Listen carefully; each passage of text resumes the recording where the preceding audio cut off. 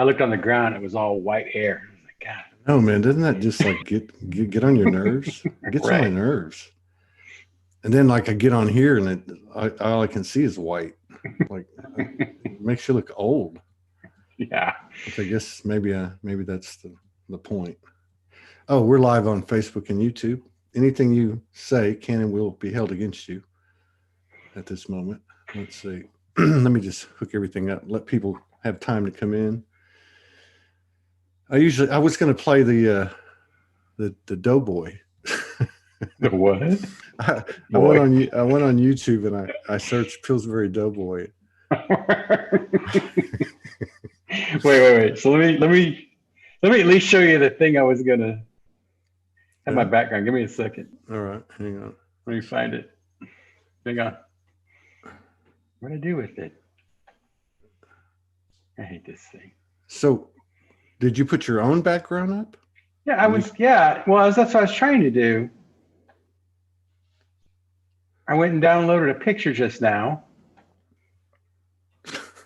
What was it? You were gonna die when you saw it. I wanted to see if you knew who this was. Let's see. You can. Who can share? All panelists. I can't find nothing on this damn machine. Yeah, you can share. Just put share screen. That's what I was gonna try to do. Yeah. But now I can't find where I put it. Documents, pictures. It's nowhere. Oh, you know what? I saved it as the wrong thing. That's what it was. Hang on.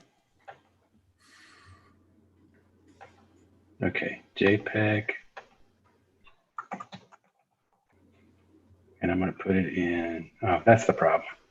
Hang on. You got it? I think so. Here we go. Share screen. Let me find it first. Okay. Yeah. So then you go back to the Zoom screen, click share screen. All right, you ready? Yeah. Let me see. Tell me if you know who this is. Do you know who that is? Can you see that guy? See the guy with the hard hat? You know who that is? Who is that? Is that Mr. McDeevy? That's Mr. McDeevy! That's Mr. McDeevy? How did you find Mr. McDeevy? How did you find that? How crazy is that? That's from what was it, the Andy Griffith show? Yeah. Mr. McDeevy, come and see me. Please come and see me. They don't believe me. It's so funny to think back about it. Oh my God. I was crying when I saw that. I'm crying now. Oh my God. We've never, you're drinking that good stuff. Yeah, I went and bought 3 bottles of it. Did you really? Yeah. This guy, my friend, turned me on to this bourbon. It tastes like peanuts. Peanuts. It's like liquid peanut butter. So good.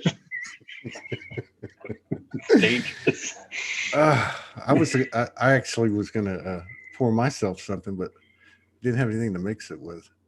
I figured it'd be a good time to do it since that's usually what we do when we're together. That's true. I didn't have any sake. Right.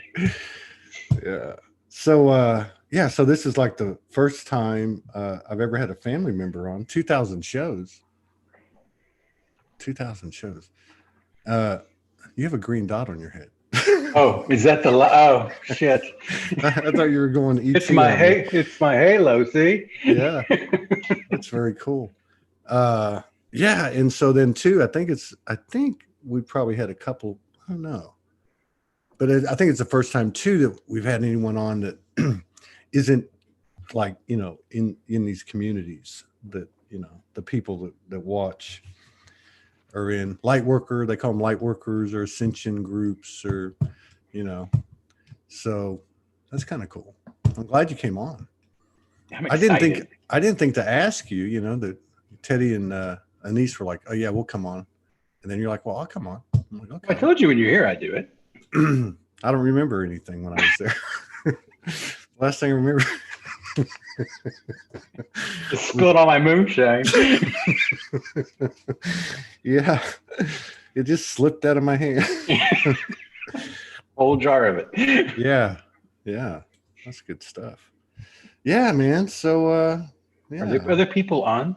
There's who's on? There are well, Oh, we're on 3 Facebook pages and 1 YouTube. oh, So there's about 70, 70 75. people are now? Yeah, like 70, 75 Wow. people. YouTube usually takes a while. I don't know why. We've been getting suppressed. Well, we've always gotten suppressed, but I noticed today in YouTube they like deducted like 700 subscribers. I'm like, where'd they go? And there's no evidence of it. I've heard other people talk about it.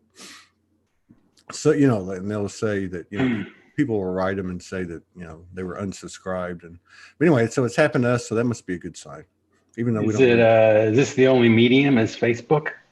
Is there anything else?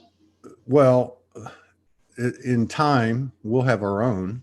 I got 2 meetings this weekend.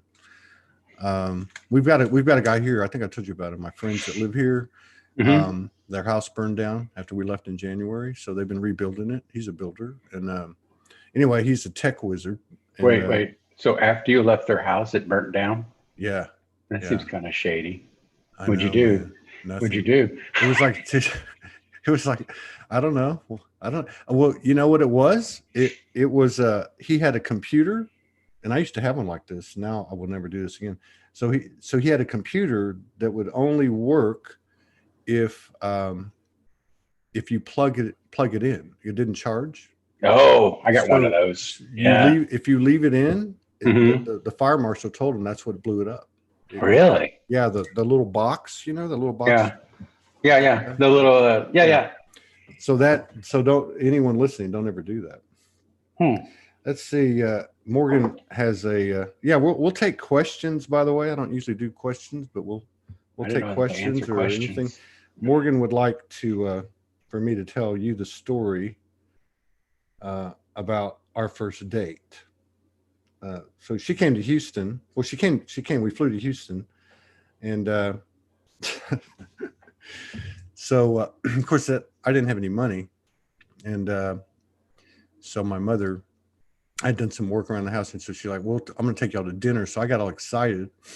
And I went upstairs to the bathroom, and I thought I would trim my beard real quick.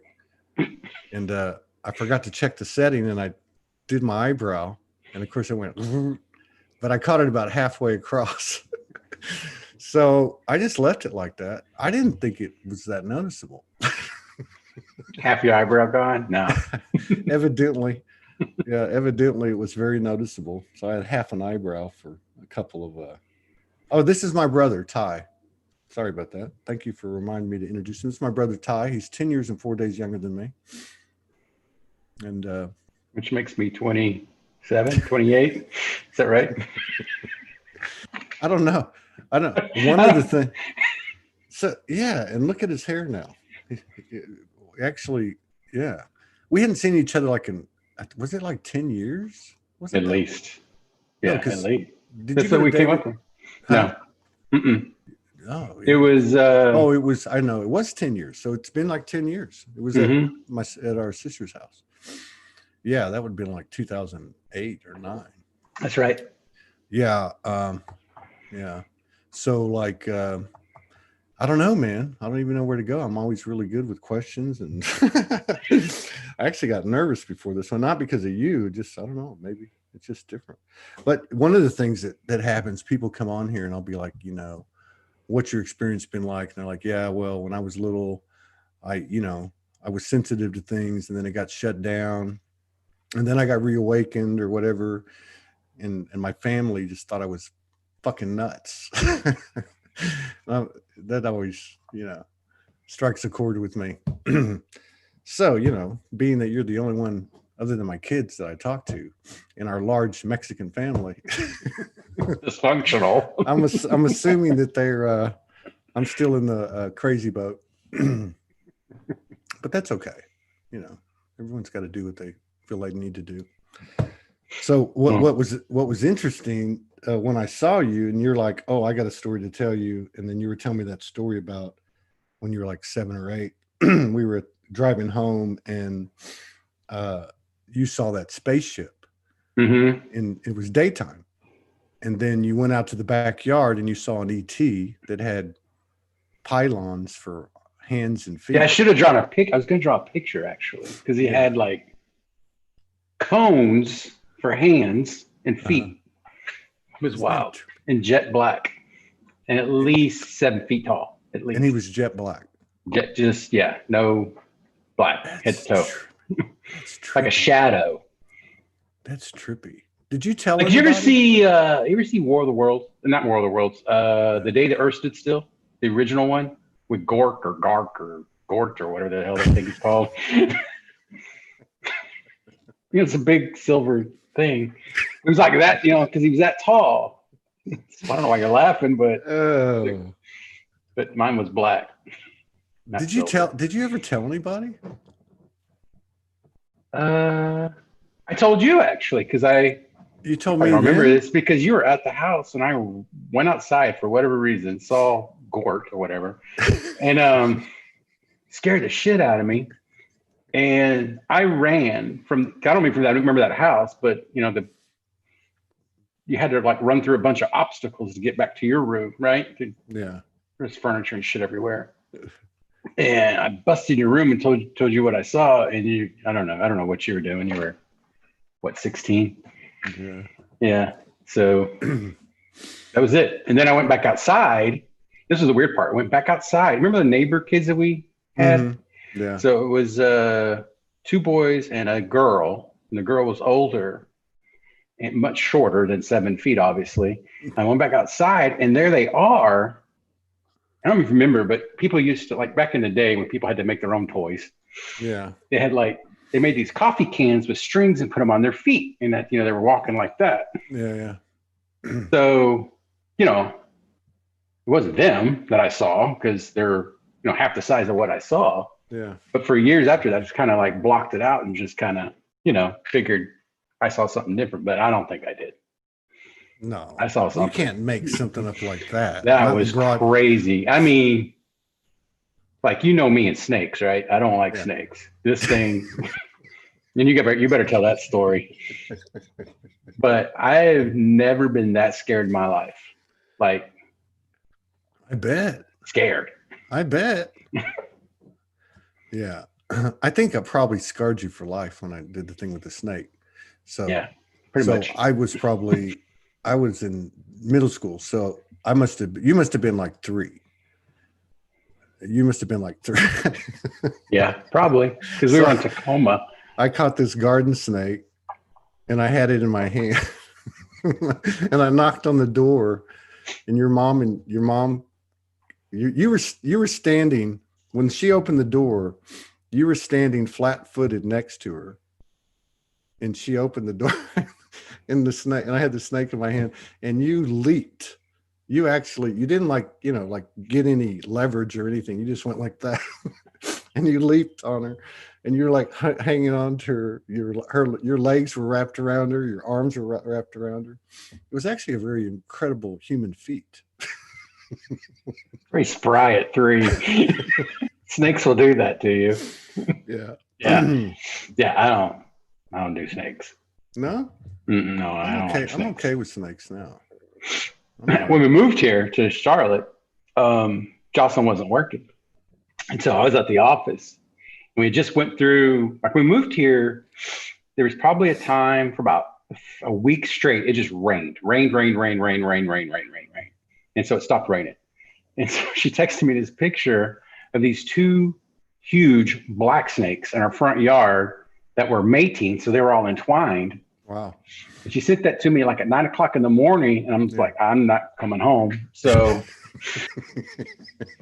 eventually I had to go home, and they weren't there anymore. Yeah. So we had this big hedge row by the house, or by the front door. So I walked out the front door, and I'm looking in the hedge, and this snake just moves, right? It just moves. I went from that hedge inside the house. I don't think Jesse Owens could have caught me. I'm a grown man screaming. I don't have a problem with them anymore. We were in Florida. We were in Florida. This lady gifted us. Well, we she gifted us this house, and then when the quarantine came down, we had to stay longer. So we said, hey, we can give you a little bit of money every month. And so we stayed, and so Morgan had this little spot on the side of the house that she would go sunbathe. She likes to sunbathe. And so she was laying down, and because it was the side of the house, there was no way to get back in the house unless you went, into the backyard to go to the back door. And so this snake came out, a black snake came out and just put its head up and was just staring at her. So she's trying to figure out when she's back there, in her birthday suit, trying to figure out how she's going to get back into the house. And then about, because I never saw it. Then about 2-3 weeks later, I was in the RV doing shows, and then I was walking into the house, and the snake was in front of the door with his head up, just doing the same thing to me. But he left. Yeah, I don't like snakes. Yeah, you can do anything pretty much but snakes. Yeah, they don't bother me too much. Spiders are fine, all that. I don't have a problem with that. Spiders are a little trippy for me. Yeah. She says Morgan's claiming that I did that last week, and I screamed through the house. There was something, I can't remember what happened, but I did scream. I forget what it was. Hey, we all have our moments, So, yeah. So what do you think about all this stuff going on? How do you feel about it? Which part? Which part? One? I don't know. There's about 16 different things going on, right? I know, isn't it? It's crazy because, like, I saw this thing the other day. Okay, because you don't know what to believe, what not to believe. Right. And so I go through the news feed to find stuff to post into Soulspeaks group every day. Just part of my routine. And I saw this one, and it was that Maxwell lady, Epstein's girlfriend. And, and it said, and it had a picture of Dr. Fauci and Fauci's wife, who I guess his maiden name is Maxwell. And really? It said, guess who Dr. Fauci's married to? The sister of. No. Is that true? Well, this is what happened. So, and I caught myself. So I was like, so Morgan was walking out the door to go to the store, and I said, look at this. She goes, oh my God. And so then she left, and I thought, now I wonder if this is even true, because I'm already buying into it. I'm thinking, oh wow, here we go again with the conspiracy theories, and the queen has a lizard tail and all that stuff. And so I looked it up, and I actually found that it was bullshit. I actually found where it originated from. It was some social activist on Twitter that had found it and then posted it, and all these people went crazy about it. And then she actually had a retraction. She said, I'm sorry, I didn't check out the facts. But yeah, so what do you believe? What do you believe? How can you believe anything? You can't. How can you believe anything? I mean, even like this thing with spaceships landing, or spaceships in the sky. I'm not saying it's not there. I'm not saying that it is there. But if spaceships land tomorrow, I'm not going to be someone, and I'm not saying it's right or wrong. I'm just not going to be someone that says, oh, okay, how's it going? I mean, how do I know it's not staged? I mean, it was written about in the 60s, CIA docs. So, I mean, how do you know what to believe? You can't. There's nothing you can believe. No. No. Especially from the government, that's for sure. Or anybody remotely associated to the government. So it's like, like we're having to decide everything for ourselves. Yeah. Something like that, something like that. Well, everything. I mean, even like the COVID numbers, I don't know what to believe. Yeah, I know. I saw basic math says the more people you test, the higher the numbers are going to be. Yeah. I mean, that should have been expected. Yeah. I saw a post today. Somebody said, I guess I didn't watch the video, but I guess it was a doctor. And I guess he was admitting that they were, and I'd seen a couple before, that he was admitting that they were being told to put COVID as the cause of death. Oh, I'd heard that before. Yeah. Early on too. Yeah. Man, whoever posted it, I think I know who it was, but I don't want to say friend of mine, but he put in the comments, or whoever did it put in the comments, So if you blow your brains out, it's going to be listed as COVID, you know? Yeah, it's kind of hard to figure out what is real and what's not. You know, really is.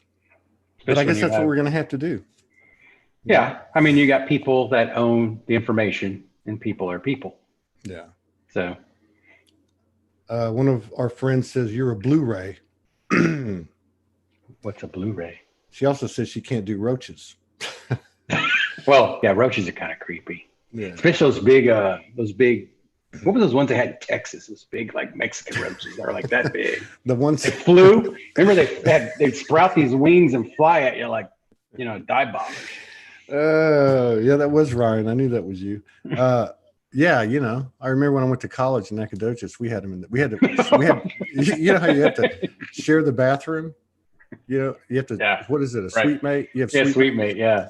Yeah. I lived in a dorm, but it was like a motel. So you had to like come in from the outside, like you pull up your car, like you would at a motel, old style motel.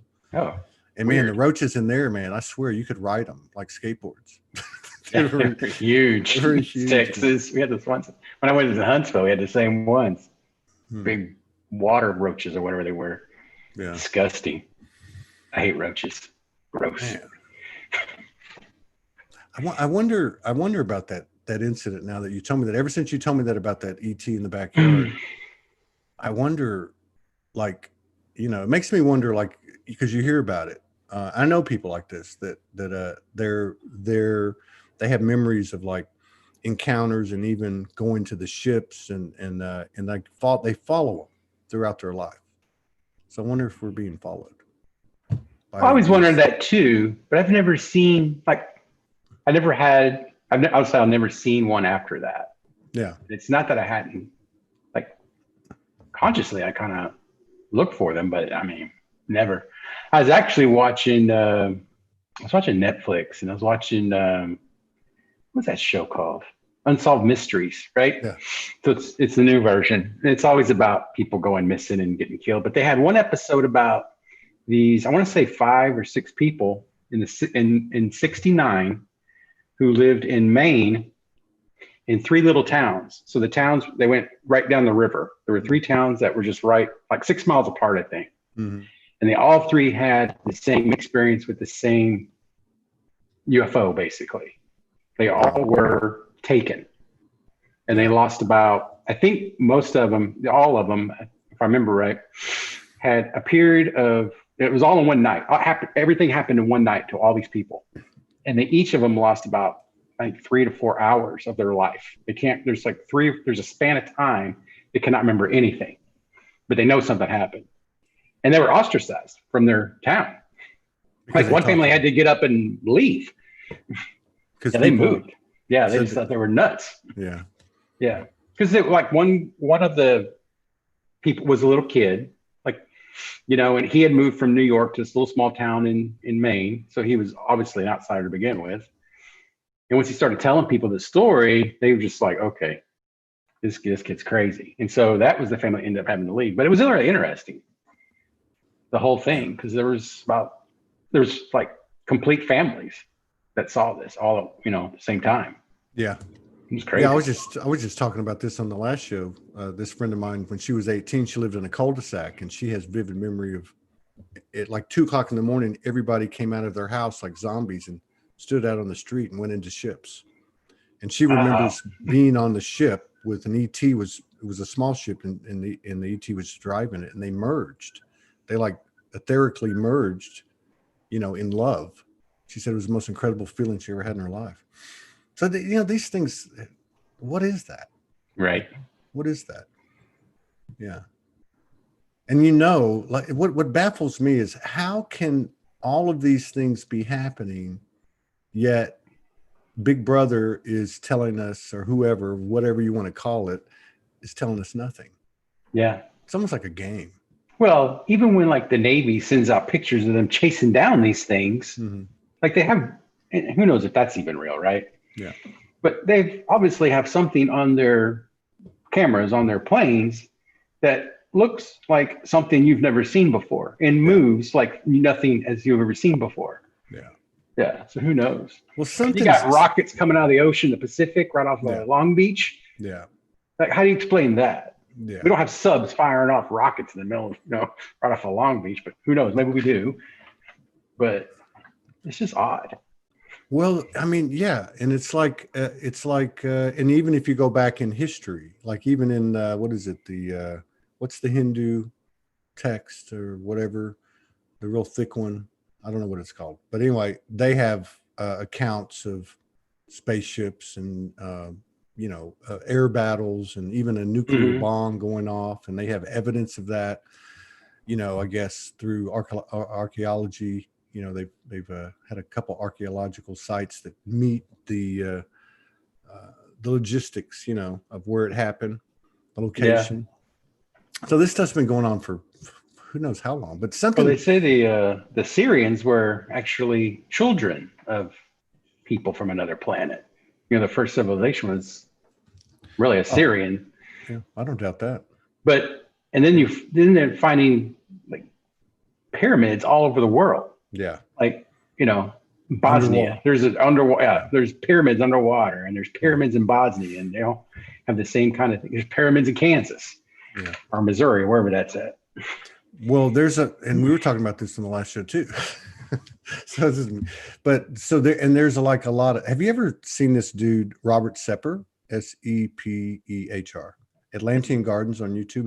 He's got one under his name, one under Atlantean Gardens, and he's an anthropologist and etymologist and a few other things. But he produces this stuff. He's independent, and his stuff is really unbiased. It's really good. But his stuff and other people's, there's a lot of documentation that beings from other star systems or other planets or whatever will come down here and live with us at different stages of our civilizations, and then they give us the technology, kind of like the Sumerians, right? That's what you're talking about. So like all of a sudden this civilization goes from making fires and crude tools to having have this incredible alphabet and being able to track the stars and all this, Mm-hmm. and then they get us to a certain point and then they leave. There's a lot of evidence for that. I wonder when that type of information gets out into more of the mainstream because that type of information, as he talks about, is not advocated, obviously by the educational system or by mainstream science. But I wonder what will happen when it becomes endorsed, and the truth really starts to come out. I think there's so many things that have been hidden that it would just be mind blowing. Yeah, for sure. Yeah. Little things too, absolutely. And here we are, distracted or absorbed with the things that are happening when there's like some much deeper stuff to get into. You know what I mean? Yeah, you wonder if everything that's going on is just a major distraction to something else. Yeah. Even like some of the stuff that Morgan and I have experienced, I would have never believed it. Like when, I don't know if I told you this, but when my journey started, when y'all first realized I was crazy, and I went to this, so it was like maybe 6 months into it, when I went homeless, and I went to this club and I'd go dance, and then 3:30 in the morning, I go to this sanctuary. I call it a sanctuary. It was this park they were building, had this big pond, and there was a soccer field in between, and it was real windy. It was like, a really stiff wind, like where you got to like kind of balance yourself. Mm-hmm. And so I'm walking across this soccer field, and like, I just knew something was going to happen. I didn't know, just intuition or whatever. And in my lower peripheral, I see this perfect circle of light, about 15 feet wide, right? And so as I walk into the circle, now I didn't look down at it, I just saw my lower peripheral. And as I walked into the circle, the wind stopped. And so then I kept walking, and as I put my first, my foot, 1 foot outside of the circle, it started again. Mm. And I was like, what the fuck? And so I backed up into the circle, no wind.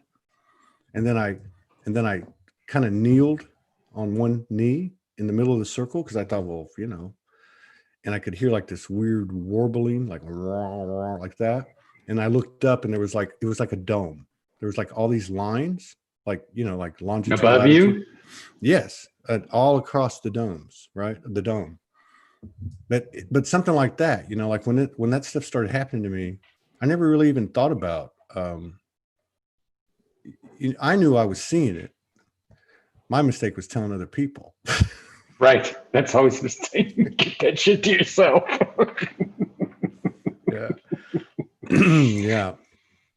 I always see, like, I always, and I told you this, but there's always times where I see, like, I guess specter is probably not the right word, but things like out of my peripheral, I see things running.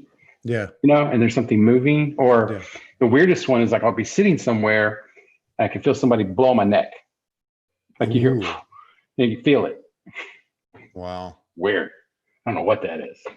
I've had that a couple times. Yeah. But right after you left here, mm-hmm. pictures started falling off the wall. Remember I was telling you that earlier? Yeah. Yeah. It's weird. That's pretty cool. I wonder if that was your mom. Could have been. Yeah. I kind of had that feeling. I was going to say something, but I drank too much moonshine. I didn't think you'd believe me. but I did. I felt her. I like happiness, Yeah, I connected with her right after this started happening to me. I remember because I was testing it, like I was having these encounters with these disincarnated souls, and then things would happen. And then one day I was like, I wonder, what I can do with this. Right. So I thought of 3 different people, and each one of them came. Right.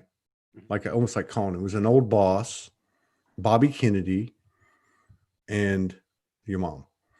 And when I did your mom, she came, and she was a bit agitated because she explained to me that she was with her friends playing a game. You know how your mom loved playing games? Yeah. She was playing a game like bingo or something, and she's like, she wanted to get back.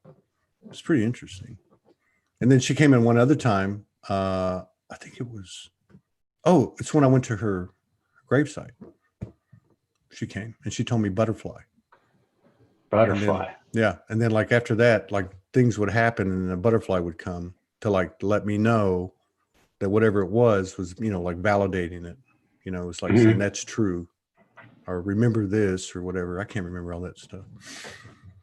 I need to go back and write some of this stuff down, but there was a lot of brutality in that time period as well, though. Yeah, pretty interesting. It's like, holding hands with the devil and on one hand and the angel on the other. That's pretty much how it went. I imagine y'all thought I was pretty nuts, though, didn't you? When you were here? No, I mean, back in the day, 2011, 2012. Oh, yeah. Crazy.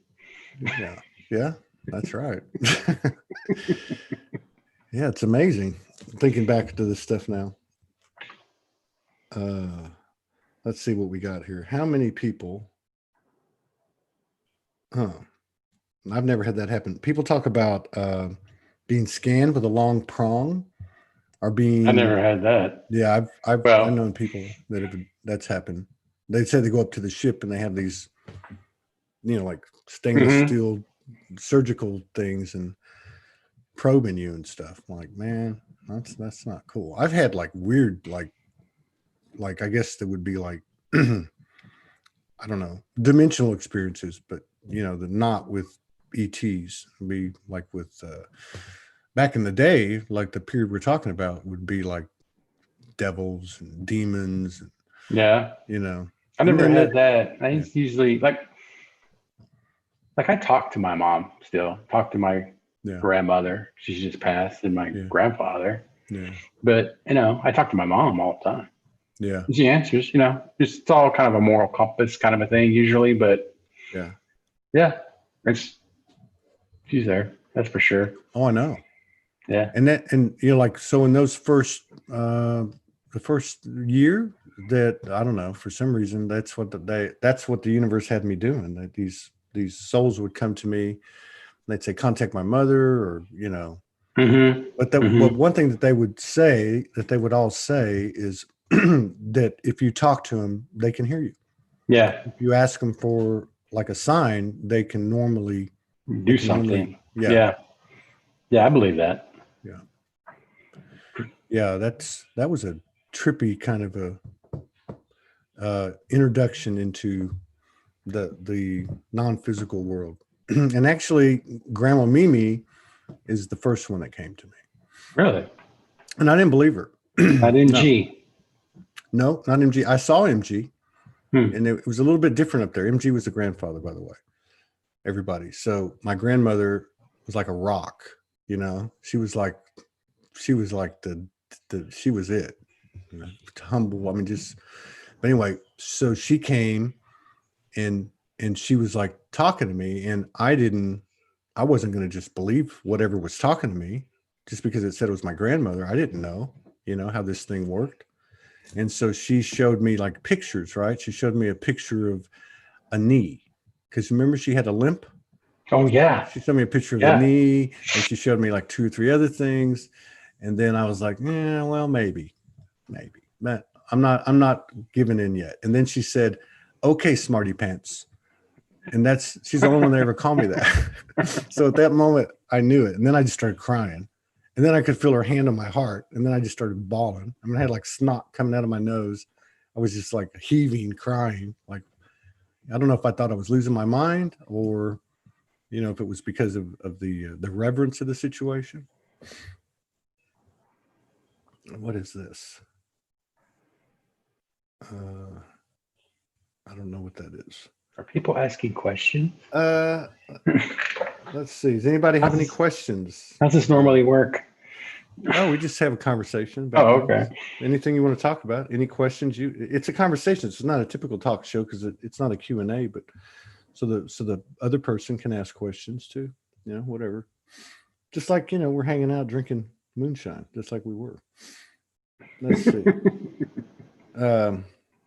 Yeah, so I'm, you know, you might get a little flack for being on the show from the family, huh? I'm sure I will. You think anybody's watching? Do I think they are? No, I don't think they're watching live. I think they will go back and watch the replay. They do that? Who does that? I know Really? they do. Yeah, Do I could tell you some stories. Yeah, that's funny. I'm not going to get into it though. It's not a big deal. I love them all. Yeah, you know, that's all that matters. Yeah, man. At the end of the day, I'm good. Yeah, I'm good with it. But, you know, and a lot of people that come on here and that are watching, that, you know, they went through the same thing.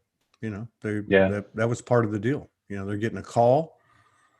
They have to, you know, it's like with what happened to me. I mean, I was told, I mean, what is that? You know, like one night, an archangel comes in and says, Sology, the other side of truth. I'm like, what am I supposed to do with that? You'll figure it out. And then you know, I remember when I started doing videos. So this is like after I came off the street and I got the townhouse with the girls. And I remember hearing, go downstairs and create a studio. And I'm like, well, I don't even have any furniture, nothing, you know. Well, I didn't have anything down there. I had one kitchen table in the kitchen. And in the next 3 or 4 days, all these people were moving and coming by and dropping furniture off. So now I had like 4 or 5 couches, and I'm down there and I'm hearing, okay, so you need to incorporate music into your message, into your writing. I'm like, how am I going to do that? So I remember I actually, from a Friday night till Sunday night, I sat on the couch sitting there, and all I had was a phone. I had a phone to broadcast with. And I just remember sitting there like, I don't want to do this. I don't want to do this. I don't want to do this. And like, you're going to do it. You're going to do it. You're going to do it. And then I turned on, what was it? The Doors, Break On Through the Other Side. And I did my first video. But I mean, off your phone. Off my phone. Yeah. See, that's another thing too. Like, I didn't have internet. I had an old dinosaur computer. Like when I would do the early YouTube videos, I would have to record it.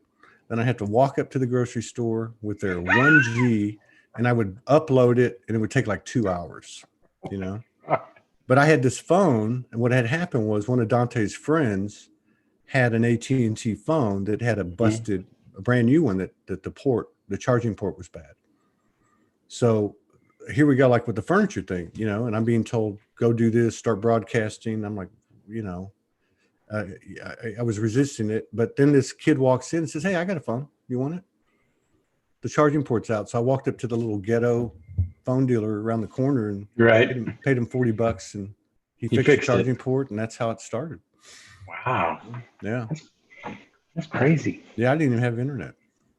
It's trippy. Yeah, I got a lot of hits then, though. I mean, when I say hits, I mean, like, you know, I got mostly. Oh, by the way, everybody, I'm just getting. Morgan says, "Don't open anything from her." I just saw 2 messages come in. She got hacked, and there's a video being sent to people. Don't answer it. Don't open it. Yeah, I hate those things. I've fallen for that before. What were we talking about? I forgot. You were talking about how you got started. Yeah. Oh, yeah. So, there's this great video. I don't go back and watch my videos, but they come up on the memories, you know.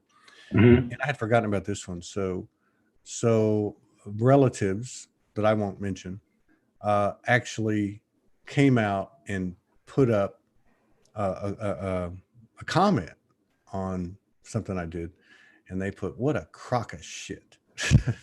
So I got up and I saw it, and then I thought, man, I got just motivated me. Mm-hmm. So I put on that Eminem, you know, that Eminem Lose Yourself. Yeah. Dun, dun, dun, dun, dun, you know, and I just ripped it. I just ripped one out, man. But it's all good. Yeah. That's amazing. People find you too. That's what I find amazing. What's that? People get on and like, you just started from nothing, and now you have how many followers you got?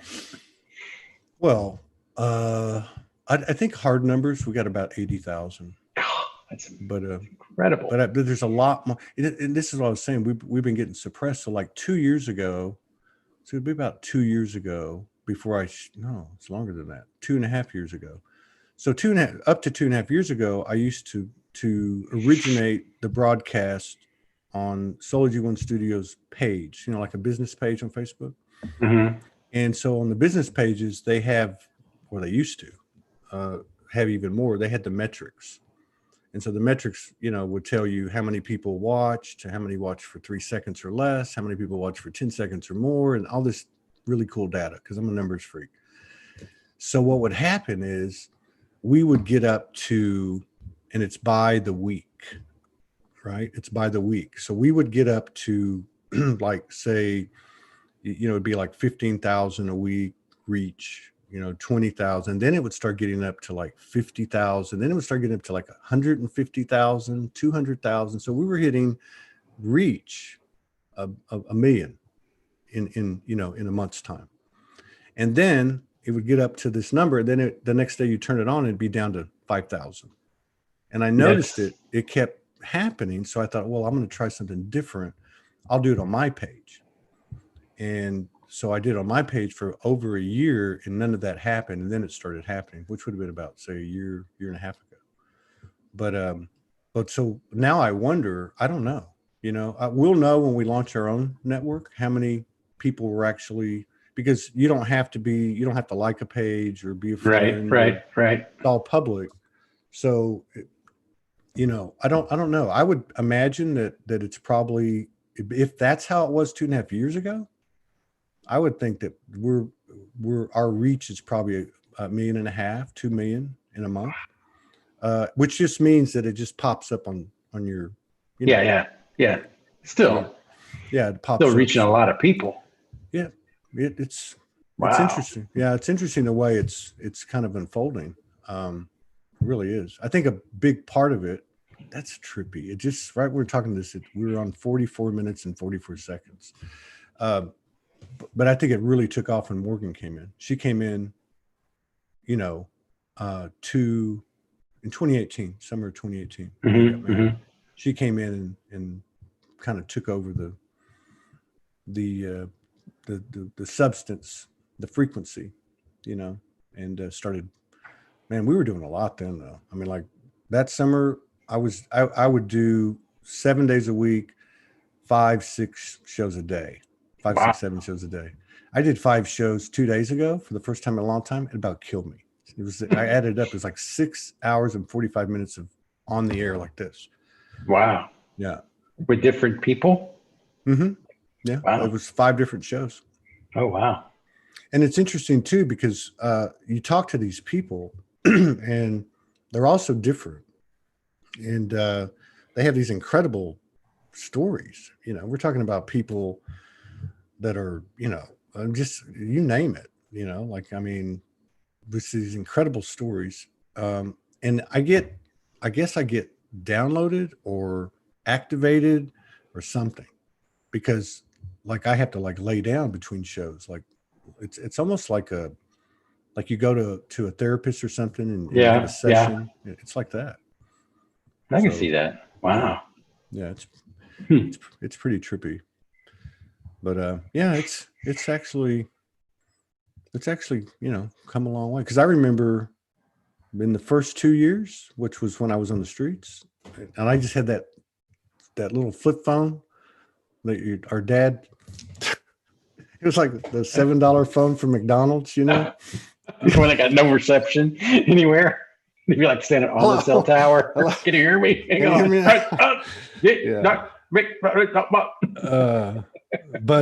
But in those days there was only like 500, 600 people. Yeah.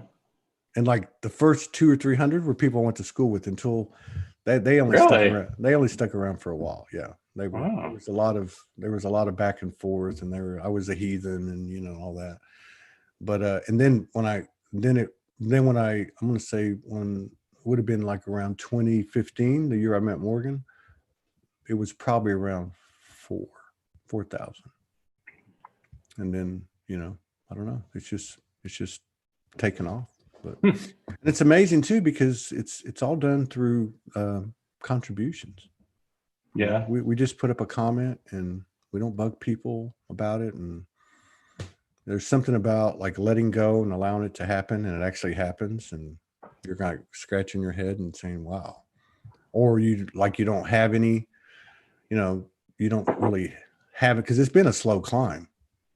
But it's like everything that's needed comes. Right. There's just no money in the bank account. It just comes when you need it. Well, when it doesn't come, you don't need it. As long as you're eating, right? Yeah. Yeah. Yeah, Where you're in Arkansas now, or where are you at? Yeah, Arkansas, Van Buren, Arkansas. Don't ask me. I don't know how this happened. But I left on October the 13th, 2016. I got expelled. I got expelled from the environment and the family and everything and all that. And so I left. Well, I didn't have any money, which, and so this friend of mine from Van Buren, Arkansas, she came down and picked me up. And so I came to Van Buren, Arkansas when I finally, cut all the cords and left. Mm-hmm. And so the crazy thing is, so I hung out for about 2 months. I was making a lot of music and just, broadcasting. And then, so that was in 2016, October 13, 2016. And then in 2017, Morgan came. So she came, she flew into New York. We flew to Houston the next day. We stayed at my mom's for about 4.5, 5 weeks, and then got expelled again. And so then this lady here in Fort Smith, Arkansas, which is the bigger town, this lady I had met from when I had come before, she had owned a metaphysical shop, and she said, why don't you come over here and you can do like a live performance. So I did. So again, came back to the same place, and then I came back the next year, and then it just kept getting pulled back here. It's a beautiful, beautiful place. Yeah, I imagine. It really is. Yeah. And then now after, 3.5 years, we finally got a place, we got our own Soji house. Yeah. It's pretty cool.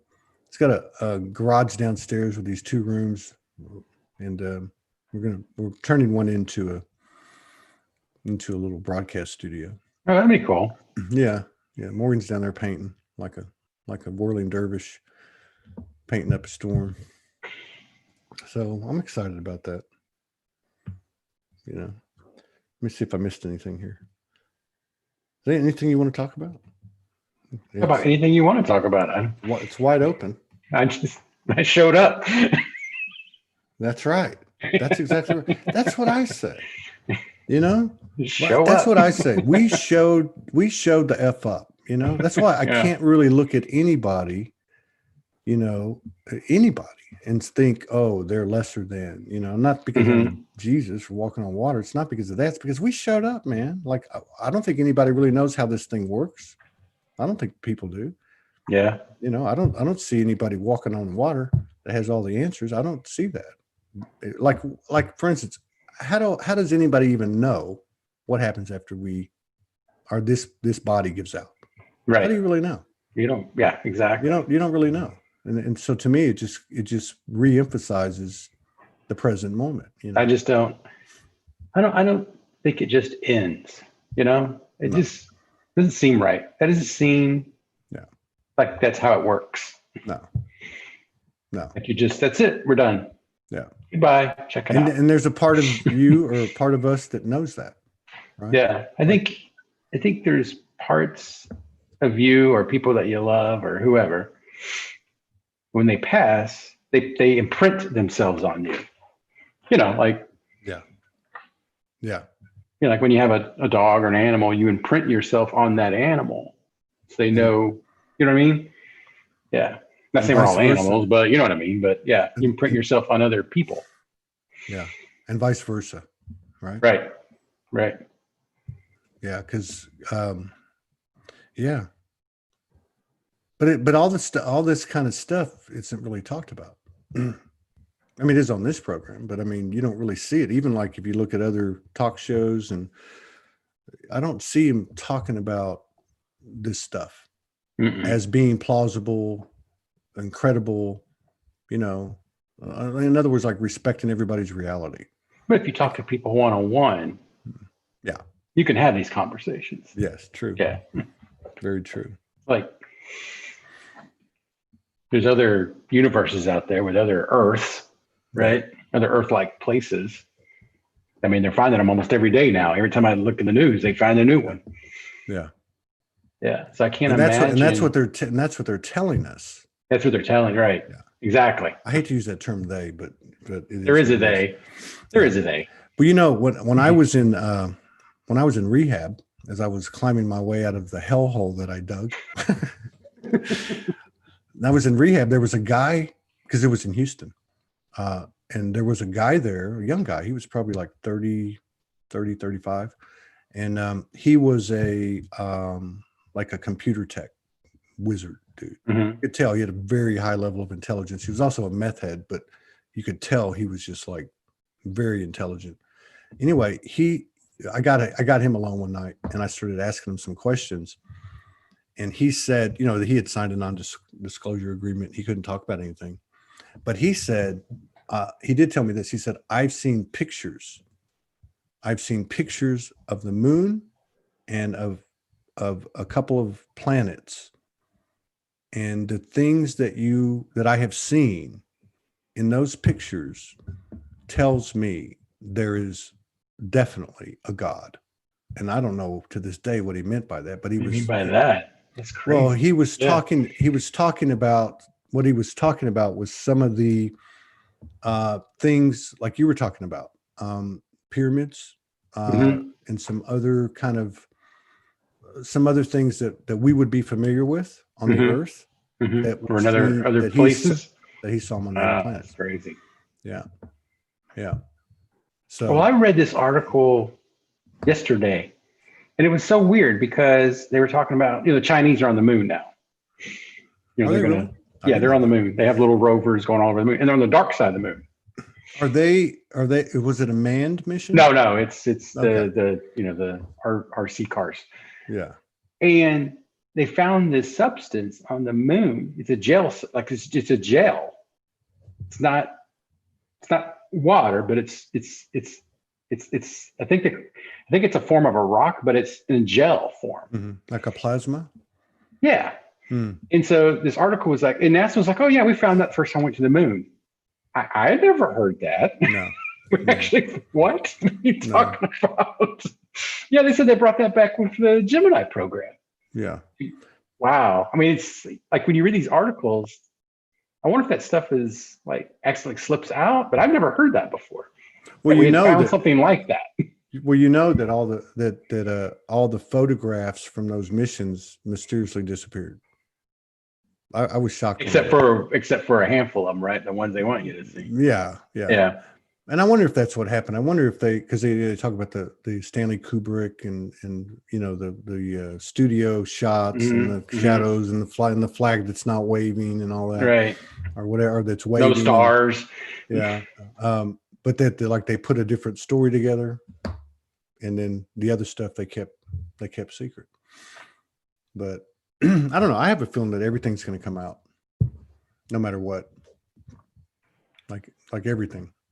Like rip the Band-Aid off. That's what needs to happen. Something That's what needs I to said. happen. Like right. I was gonna say something. You reminded me of something. Can't remember what it was now. Oh, okay. So like I remember when I was 37. I remember. So I had a out of body experience. Right. I was on a plane. So I was in San Antonio. What's an out of body experience? Well, I'll explain to you. I'll explain to you what happened to me, So going back to like, where do we go after this and what we were talking about. So, and then a lot of people come on this program, talk about different things. Morgan and I have experienced stuff together and separately, but this was long before. So this was I was 37. It would have been like the late 90s. I was in San Antonio. I was living in Chicago, and I came for a meeting, and I drank a boatload of tequila the night before, right? And you have those seizures, and I have them. No, yeah. Okay, so I was still going through that, and I think I told you this, but I'm just gonna tell everybody now. So what happened was I was sitting next to the window. It's the last time I ever sat at a window seat. I'll never do it again. And so I'm sitting next to the window. There's this guy next to me. They're serving breakfast, and when the coffee came and it hit my nose, I went into seizure mode. Like, really? I was like, oh my God, I'm going to get sick. I'm going to vomit. So I told the guy, who was really pissed, I got to go, because the plane just took off. Right. And so I get up and I start to run to the back restroom, and they had that little cart out with the food. Yeah. There's no way I could get around it. I said, I got to vomit. I'm going to get sick. And the lady's like, you can't, you can go to the one in the front. So I ran to the one in the front in first class, and the lady came up to me, and I said, I'm going to get sick. She goes, go in the bathroom, and boom, I hit the ground. Oh, wow. Bam. And so I remember. So what happened was I felt like someone shot me out of a cannon, and it was weird because I could feel my body get shot out, which was very light, but I could also feel the cold, solid, dense human body. Like I was in two places at one time. Right. So I get shot out. And so this is when I was still in my first marriage. All right. I hadn't gone to Florida. And I get shot out. And the next thing I know, I'm standing in a clearing, and there's like a fog about knee level. And I'm like I'm gliding. I'm not walking. I'm just gliding towards this figure that has its hands up like this. And it's like on a turntable. It's just turning like that. So as I get closer, I'm looking at, it's a woman, and she's about 12 feet tall. And I look at her, and I'm thinking, the first thing I thought to myself was, is she good looking? And I looked at her, and then as I'm looking at her, I see these huge gold wings, right? And then she starts talking to me without her lips moving. And I was like, it was like total love and peace, like the best feeling you could ever have. I'm like, where am I? And she's like, well, you're in between. You're on a plane. You've had a seizure in the real world, and then I'm like, hey, I want to stay here, man. This place is cool, right? And she goes, no, you got to go back because you've got to be there for it. She starts naming people. My second wife, kids that haven't been born, giving me these names. And then as soon as she did that, I'm sliding back. And then I'm back in this whatever, like a I don't know, like a flu, Mm-hmm. And it's all black and I'm moving like I'm shot back. And as I'm going back into the plane, I'm like, oh my God, I'm on a plane. So I was conscious. I'm on a plane. I hope I didn't mess my drawers. I hope I didn't pee in my pants because that's what happens when you can have a seizure. Mm-hmm. And then I came right back in, and I had full recollection of it. Wow, I've never had that. Yeah. So every time I've had it, it's the most deep, and it's like when I hit the ground, it's probably no more than 10 minutes, but it feels like I've been asleep for days. And it's the best sleep I've ever had in my life. Like I just don't sleep like that. Yeah. That's what I usually get. Yeah. But yeah, I mean, I can. The last one we were on the train that runs in town, the Cats, that goes from where we at to Uptown. And we come back from a concert, and I told Jocelyn, I was like, it's going to happen. Prepare yourself. And then boom, I hit the ground. And it felt like I'd been sleeping like on the ground on this train for days. And the next thing I know, I'm waking up outside at the train station with the paramedics with the flashlights and everything. That's scary. Yeah, it is scary. It's very scary.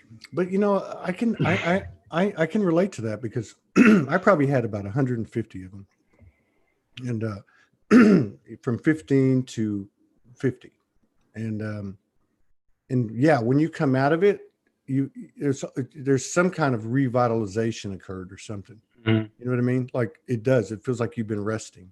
Mm-hmm. And other than the profuse sweating and right. ringing in the ears, right. but it does. I've wondered about that. I've actually pulled that energy up and asked it, and I've heard a couple of different things. I heard that well, first of all, that the body is like too much electricity, so like it reboots. Right. Then I wonder too, like I was kind of shown like, well, this is when we take you up, and fix you and send you back. And I'm like, well, I went up a lot. Well, you needed it, that's what I got from it. Wow. But our sister, and because I don't have permission, I'm not going to mention any names, but one of our sisters, she had that same thing that you have and I have with the passing out, the seizures.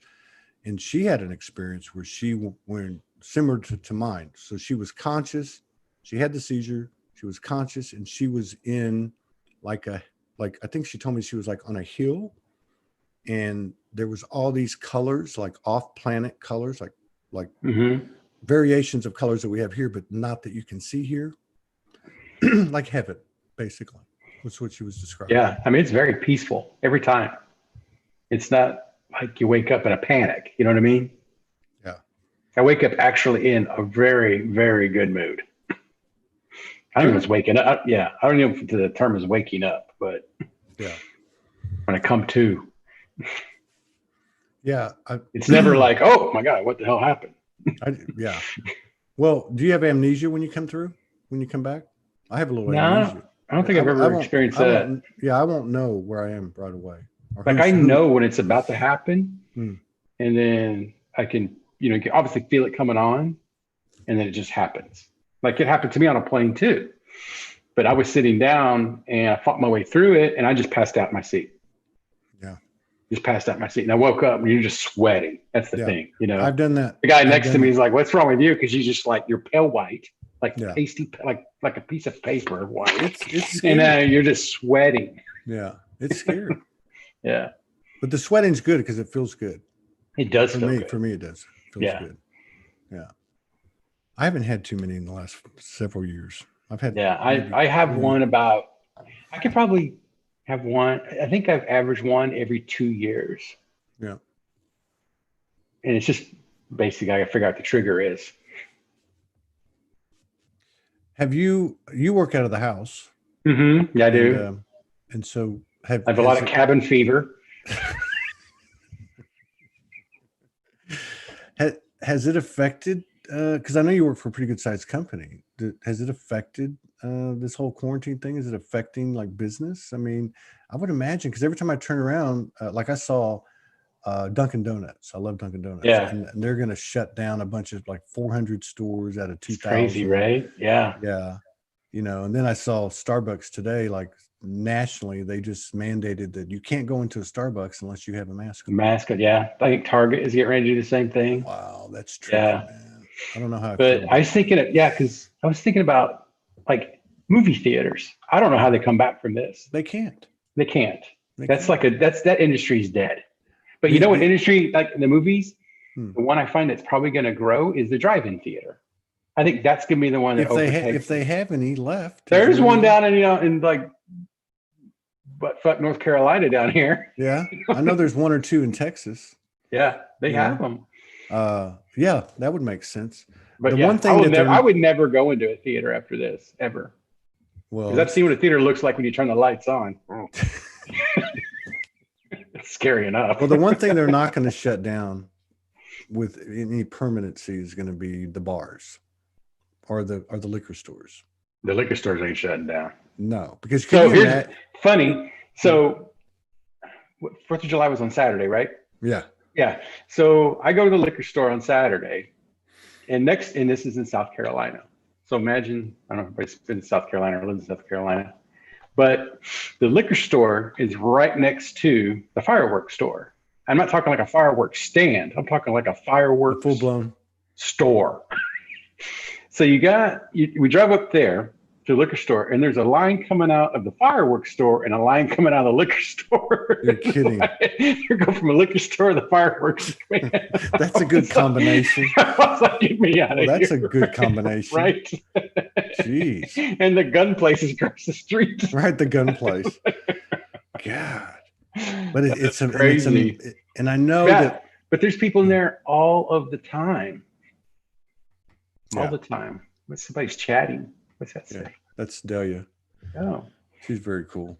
Very galactic. Very galactic. So you talk to someone like that, like Morgan. I didn't even know galactic, until I met Morgan. Mm-hmm. And she's like, oh, well, I've been communicating basically, with infinite intelligence or whatever other name you want to give it for the last 15 years with specific instructions. And it's like mind blown. But it was like the thing that, like you said, about what happens afterwards. Like there's a part of you that just knows. So like I just knew when I met her, like I was like, oh, I know she's telling me the truth. I mean, I know this is truthful. And then you meet more and more people about it. I mean, all kinds of people. And it's amazing because a lot of them are women and they've been doing this stuff for like 15, 20 years, like in solitude. Wow. Like, I mean, it's amazing. It's absolutely amazing. Then you start to look at the history that we can piece together, or the story behind the story they tell you. And you start to look at, for instance, the 50 or 60 million women that were burned in the Middle Ages for witchcraft, or the Salem witch trials, or really the suppression of we'll just say the suppression of the feminine energy. Like look at religion, even like the Buddhist, I don't see any, I don't see any Dalai Lama females out there, so they all have that patriarchal structure. And then you have all these women all over the world who've been doing this stuff for 10, 15, 20, 25, 30 years, pulling in this information. And then you start to put it all together and some of it matches and saying the same thing. And then it really starts to blow your mind because you're like going, what's the real story here? Yeah. Yeah, it's crazy. Yeah. It's like, it's whatever it is, it's coming out now. Yeah. Yeah. There's no doubt about that. How's that bourbon? Pretty good. Is that the peanut one? No, I may go crack into that later. This is Mixtures. It's probably my favorite It's hard to find too. Yeah. I ended up at this little liquor store in like this little bitty town, and actually had it. I was surprised. Wow. So I have to go to special liquor stores here, not like in Texas where you can go to the grocery store and buy liquor. Right? Isn't that something? Yeah, when I started traveling the country, that was mind blowing. You go to a Walgreens and they have they have full blown liquor. Oh yeah, I mean when we lived in Arizona, Yeah, Walgreens, and there was a full blown liquor department. there was a. Wow. So you were in Phoenix, and this is interesting. So if you look at the Soulology demographics, I have to piece them together from each one of the things, but like so it's like New York, London, Chicago, I think Houston, obviously because I'm from there, I guess, and then Phoenix, which is near Sedona, and that's like the one that stands out. Yeah, and Melbourne, Australia. Yeah, that makes sense. Those are the two that like stand. I'm like, wow, those aren't that big of places, and yet they're like fifth, biggest in Soulology.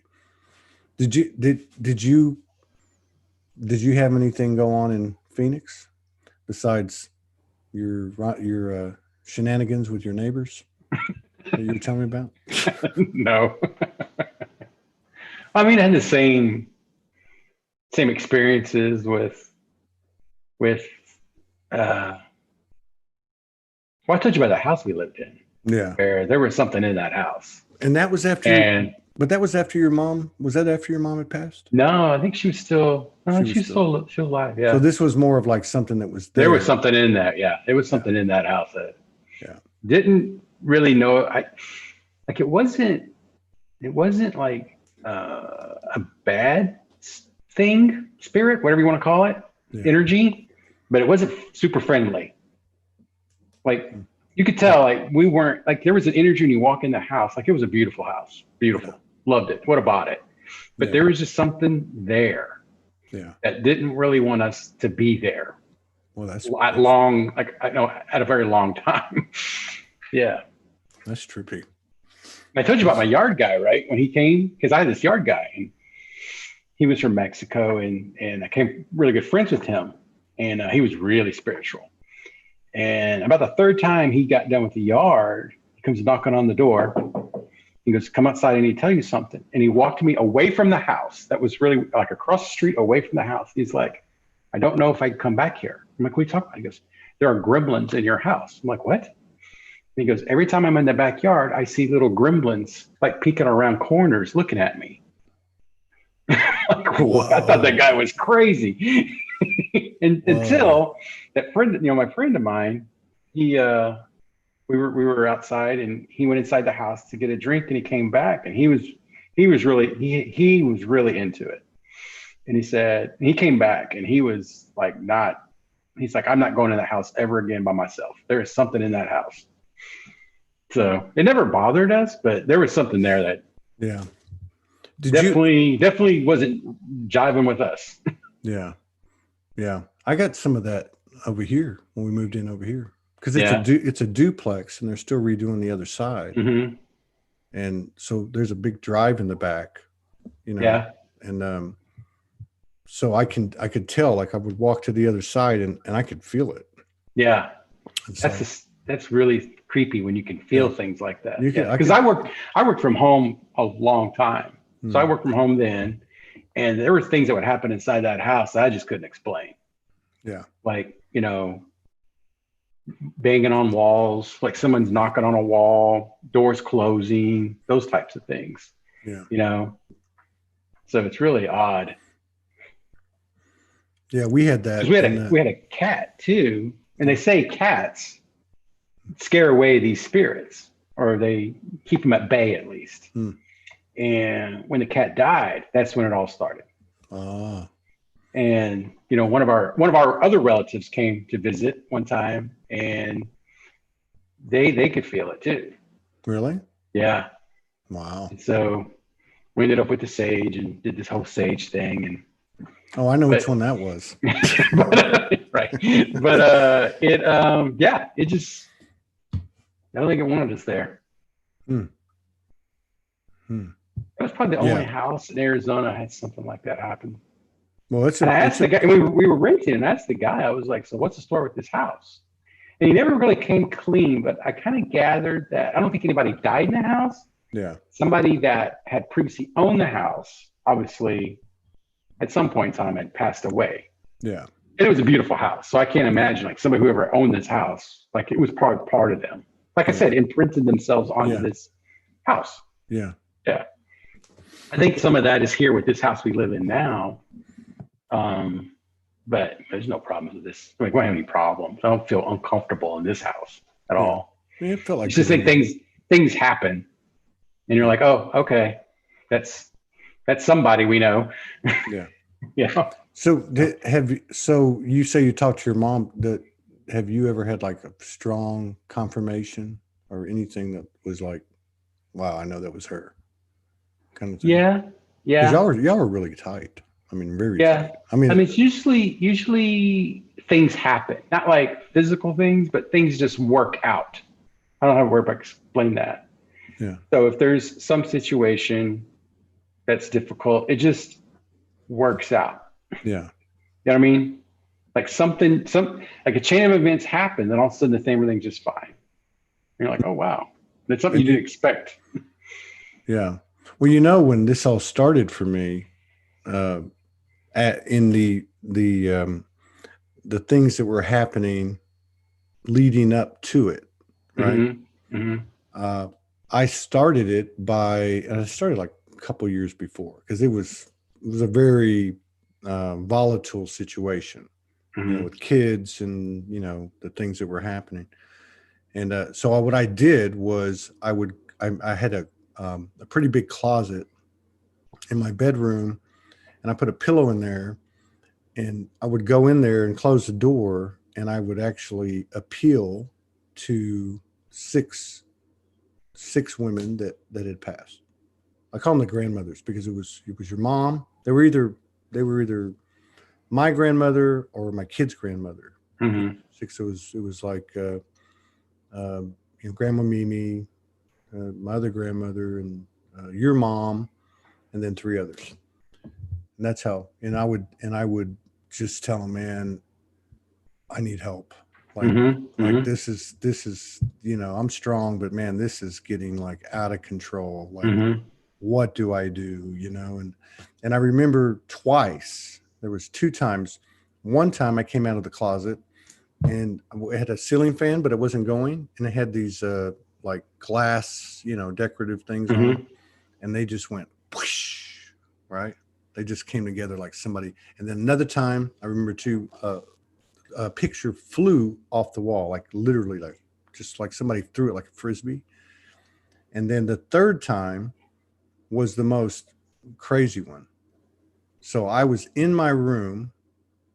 And I had the windows up. There was two windows. It was the second floor. We lived next to that cemetery. And I said something. And all of a sudden, the curtains in the room went like like parallel to the floor. They went, and all this wind came in. And so the next day, I went out to the courtyard because there was a fence, and then it was the cemetery, and this huge, gigantic tree had split in half. Like it must have been like 200 years old. It was huge.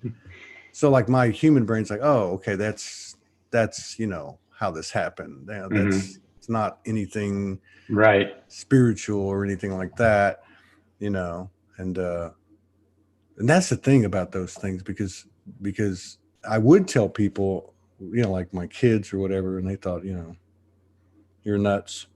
But I knew I wasn't nuts 7 months into it, because a lot of things happened, and I would be like, and I was hitting it hard at night too. So whatever lucidity I had during the day with these crazy things happening was lost in the night time. And so, but what happened was I went on a walk. I was renting a room from a friend temporarily. And I think I told you this. I had this big glass, this big tumbler of tea. It was about half full, and it was warm because I had, made it like 2-3 hours before. It was just sitting on this nightstand, and I had this big heavy thing going on, and I put my hands together. I sat on this little twin bed, and I said, "Can I trust this path?" Which was, it doesn't matter. I said, "Can I trust this path?" And that glass that was, a good 8-9 inches and thick, it shattered. Like it just exploded. Like all this glass and water and tea was all over me. And that's the moment where I said, "You're not crazy. This is happening." And it wasn't a bad thing. I knew it was actually a good sign telling me, "Hey, you're not crazy." So that made it a little bit easier, because some of the other stuff you're like, You kind of explain it away at a certain level. Yeah. Yeah. Yeah. So most of the pictures that like fly off the wall in our house, this was the weird one. We use those command strips, the little Velcro thing. Mm-hmm. So we've had pictures just pop off. So I kind of can explain that. It's the ones that are held up by nails. Yeah. Like this thing is on a nail and it flies off the wall. I can't, there's like things I'm just like, how in the hell does that even happen? Yeah. Like there's no other way to explain it. I think there, it's like whatever it is for me, it's always been like it wants to let you know, like, not to get attention, like, look at me, but like wants your attention. We're listening. Yeah. I've had some of those. And then I had stuff that, and again, I was hitting it hard. I mean, I wasn't, I was partying. I mean, that was part of the partying. I don't know if that what you call it partying. I was medicating myself. So, I would question myself in that regard, but I knew I wasn't crazy. Mm-hmm. I knew that, I mean, I knew I wasn't, but how do you explain that? Yeah. I just know there's things that happen that I just can't explain. Mm-hmm. Can't explain 7-foot dude with combs for hands and jet black. I can't explain that. Yeah. And I can remember, I mean, I was what, 6, 7? Yeah. I can vividly remember what the ship looked like and what that thing looked like. Wow. Yeah. See, that's vividly. That's significant because it's fuzzy, but I remember the entire chain of events. It's imprinted, like you said. Yeah. It's imprinted. Yeah. Maybe that was you. Maybe that was an aspect of you. Thank God it didn't come as a snake. Oh God, can you imagine? We've had them come into the room, like fill the room up. These translucent humanoid beings, right? And we're both looking at it. So it makes it's one thing to go through it alone, but when you're with someone else and you're seeing the same things, that's creepy. My wife and I have different experiences. We've never had that. Yeah. If I were to have that, I don't know what I would do. I would, because that's a whole different level right there. Yeah. When you see the same exact thing. Yeah. Well, that's what happens when you hang around someone like Morgan. But the thing is that these things that happen, they're never scary. They're always feel, you have a little bit of, I guess, natural fear, but it's not, it seems natural in some way. I don't know how to explain it, but, I think I told you too, like the one time we had this thing where we were told to get on our kneel before each other, and we did. And then everything from the chest up went like that. Like the first thing we could see, and we didn't talk to each other about it till the next day. But everything that I experienced, she experienced. She was just looking at me and I was looking at her. So the first thing was we could see our DNA. Like I saw these ribbons of DNA all through her body. And then everything from the chest up went to like that. And then her face started morphing, like into different incarnations, human incarnations, like past lives. This, I'm telling you straight up, brother. And she was watching the same thing. And we weren't, the only thing that was being said, every now and then I would say, "What the fuck is that?" and she would giggle, like from being nervous. That was it. That's all we said the whole time. And so it went on, and it was human. They were human. Like, and I knew these people, right? Like I knew her in all these, and I think every one of them was a female except for maybe one or two. And then it started with, like, I would say off planet humanoid type, ET type things. One of them even had two heads. Okay.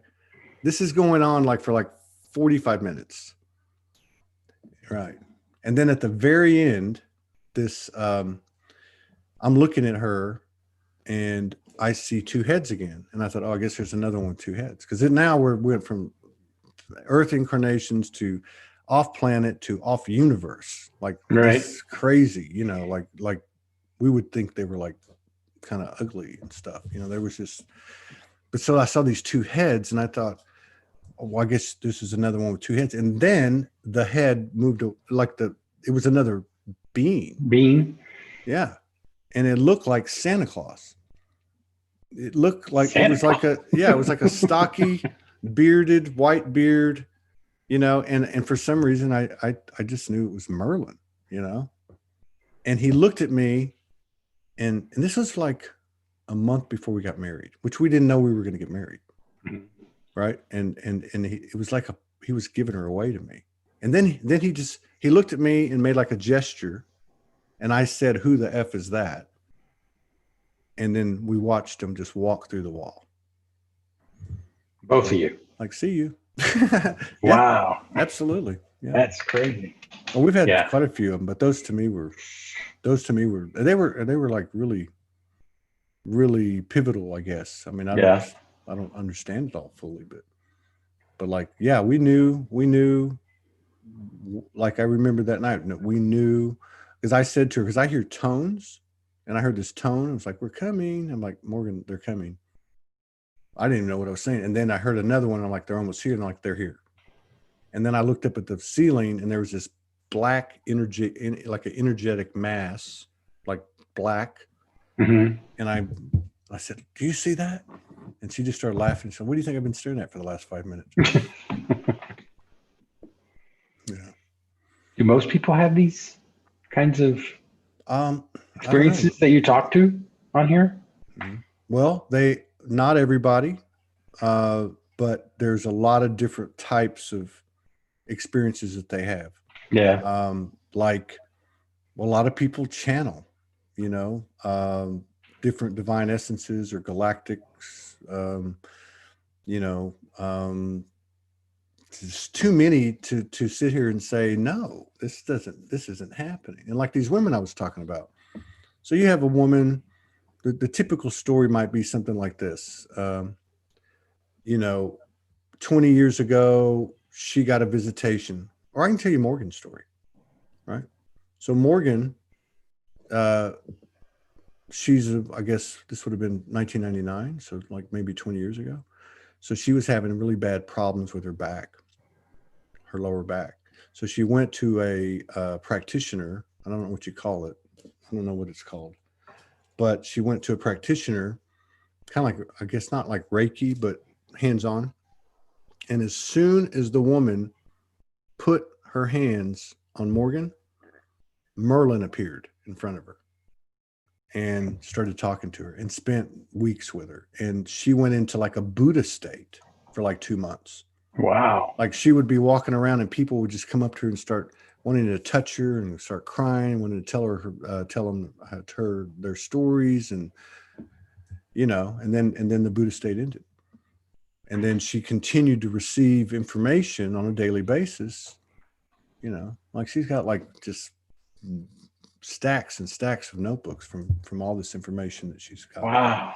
And the information had to do with, you know, certain specificities that I guess she's embodying, or, you know, like specialties, like certain things like sacred sexuality, divine union. But then also was given information and has the stuff, you know, dated in storage, you know, in her storage, of what people call ascension, of this time period, of, you know, what's happening. And there are a lot of them that have come on that went through very similar experiences, you know. There's one lady that comes on here that she was connecting like that for a long time. And then about a month before she came on, she's been on like 5 times. About a month before she came on the show the first time, she starts getting visited by dragons. And she starts painting them. And they're freaking amazing. And she never painted a thing in her life. And they're freaking amazing. The paintings, you know, Mm-hmm. and the information. And so there's other people. I mean, it's, you know, I always say on the show, you know, crazy ain't crazy anymore. Yeah. And so I don't know. It's like they're all different pieces of the puzzle. And the fact that so many of them basically received information that you could call, you know, in a sense, prophecy. Like, this is what's going to happen Right. to the earth. You know, this Yeah. is what's going on. There's a dude on Gaia TV, which I never watched until about 3 weeks ago. I was on YouTube and I saw this particular video. His name is Stefano de Mateus. No, Mateus de Stefano. Mm-hmm. And he's probably about 30, 35 years old. And he's been doing this since he was a little kid. And he's got some incredible stories about the real history, which is interesting because what he talks about is a lot of the same subject matter presented differently that guy I was telling you about earlier, that anthropologist. Mm-hmm. So, yeah, I mean, if you think about it, I mean, like, our bodies, our DNA stores data. Right? Yeah. So it's all available. So maybe all that junk DNA that has been inaccessible is being accessed now or something. I don't know. Accessed. But yeah. Happens. Yeah. Stuff happens. Stuff happens. That's for sure. Yeah. Yeah. Yeah. I mean, yeah. And I don't know. I used to, and I have a lot of people say this too, like, it'll happen and then it goes away. Yeah. And then you're like kind of on your own. It's like that first few months on the streets, man, it was happening every day. Like, just weird stuff. Like, I remember I was in a cab at 4:00 in the morning coming back from a rave. And I remember there was 3 traffic accidents, 3 more, 3 people died in each accident. And the guy driving the cab was Nigerian and he couldn't speak English. He couldn't speak English. And you know what was going on at the time, or what had been going on in my house and all that. Oh, yeah. And so we get to the final exit. We're just getting to the exit. He had one of those cabs that's a little van, right? Oh, right. Yeah, right. And I was in the back, and all of a sudden he turns around in perfect English, turns around and looks me right in the eye and says, I don't want to say that, but he said something in perfect English that basically summed up my situation. Like, he knew what was going on in my life. Oh, wow. And he said it in perfect English. So I jumped out of the cab, out of the back seat. I sat in the front seat and I started talking to him. And I had a conversation with him. And he was speaking perfect English. And he didn't. And he even told me when I got in, I can't talk no English, whatever. So what's that? Right. Yeah, what is that? Yeah. And I remember when I first got on to, once I got off the streets and I had a laptop and I would start meeting people and messaging people. And there were many times that people would write something to me and it wasn't them talking. But how do I prove that? How do I prove that?